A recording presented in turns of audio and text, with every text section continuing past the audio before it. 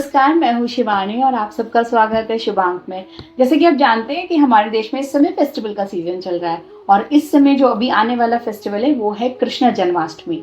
तो आज हम बात करेंगे उन सब चीज़ों के बारे में जो कृष्ण को बहुत प्रिय थी और कृष्ण प्रिय थी, साथ में वो हमें कहीं ना कहीं बेनिफिट्स देती हैं। तो कृष्ण की कुछ ऐसी चीज़ें जो मैं आपको बताने जा रही हूँ, वो सबसे पहली चीज़ है मोर पंख। ये मोर पंख कृष्ण जी को इतना प्यारा था कि उन्होंने अपने मुकुट में उसको सजा के रखा हुआ था। ऐसा माना जाता है कि यदि मोर पंख को आप अपने घर में रखते हैं तो उससे किसी भी तरीके की नेगेटिव एनर्जी आपके घर में एंटर नहीं कर सकती। इसके अलावा अगर आपके घर में कोई रिलेशनशिप इश्यूज हैं या फैमिली यूनिटी नहीं हो रही है तो आप मोर पंख अपने घर में रखिए नॉर्थ और नॉर्थ ईस्ट की डायरेक्शन में। सो आपकी ग्रोथ की अपॉर्चुनिटी बढ़ेगी, आपकी फैमिली यूनिटी बढ़ाएगा और साथ में रिलेशनशिप इश्यूज को भी खत्म करेगा। दूसरी जो चीज़ है जो कृष्ण भगवान को प्यारी थी वो है तुलसी। तुलसी कृष्ण भगवान को बहुत प्यारी थी। ऐसा माना जाता है कि तुलसी वैसे बहुत सारे बीमारियों का उपचार करने के लिए काम आती है। इसके अलावा यदि आपने घर में नॉर्थ या नॉर्थ ईस्ट डायरेक्शन में तुलसी को लगाया हुआ है, तुलसी का प्लांट लगाया हुआ है, तो वो आपके घर को बहुत ज़्यादा पॉजिटिविटी देगा और आपके घर में ग्रोथ बढ़ाएगा, साथ में पैसे का फ्लो भी बढ़ाएगा।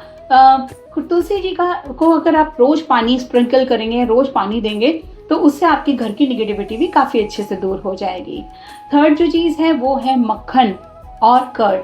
ऐसा कहा जाता है कि मक्खन और कर्ड का प्रसाद जब हम कृष्ण भगवान को ऑफर करते हैं या हम उसको डिस्ट्रीब्यूट करते हैं तो इससे हमारे बहुत सारे प्लैनेट्स के दोष दूर होते हैं। खास तौर से मून को बैलेंस करने के लिए ये एक बहुत ही अच्छी रेमेडी है। फिर एक और जो चीज़ है वो है कृष्ण भगवान की सबसे प्रिय फ्लूट यानी बांसुरी। बांसुरी को बोला जाता है कि यदि वो घर में रखी जाए या आप अपने बच्चे के रूम में बांसुरी को कहीं टांग देते हैं तो वह आपके घर में जॉय और प्रॉस्पेरिटी लेके आती है। इवन आपके घर में अगर बहुत नीरस आपको फील हो रहा है तो आप अपने घर में जॉय और पीस बढ़ाने के लिए फ्लूट को लगा सकते हैं और आप फ्लूट को घर के एंट्रेंस पे भी टांग सकते हैं, जिससे कि घर के काफ़ी सारे वास्तु दोष दूर किए जाते हैं। जो मैं अब आपको बताने जा रही हूँ वो है गौ सेवा। कृष्ण जी को गाय बहुत प्यारी थी और यदि आप गायों की सेवा करते हैं, यानी आप उनको ग्रीन ग्रास खिलाते हैं, गुड़ खिलाते हैं या रोटी खिलाते हैं, तो इससे आपके बहुत सारे प्लैनेटरी दोष जो हैं वो दूर हो जाते हैं। खास तौर से वीनस और चंद्रमा यानी कि शुक्र और चंद्रमा की रेमेडी के लिए गाय का जो गाय की सेवा है वो बहुत उपयोगी है।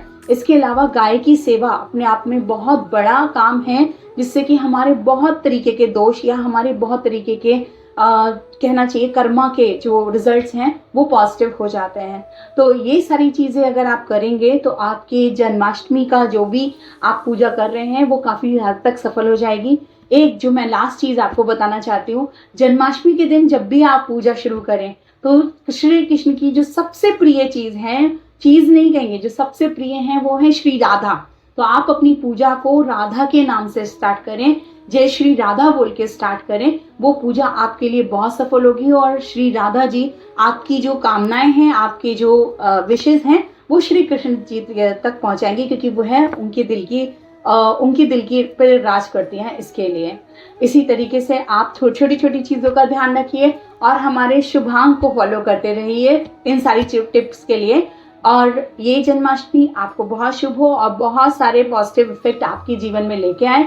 इसी शुभकामना के साथ नमस्कार, जय श्री राधे।